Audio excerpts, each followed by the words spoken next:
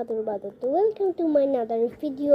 তো কথাটা শুরু করার আগে বলছি তো সবাইকে হ্যাপি নিউ ইয়ার। মানে এখন হ্যাপি নিউ ইয়ার তো বটে, কিন্তু এখন বাজে 12:01।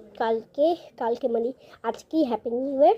তো কালকে আমাদের ঘুরতে যাওয়ার কথা ছিল, আসলে কালকে আমরা ঘুরতে যেতে পারবো না, সেটা তো তোমরা অর্ধেক বাংলাদেশের লোকই জানো।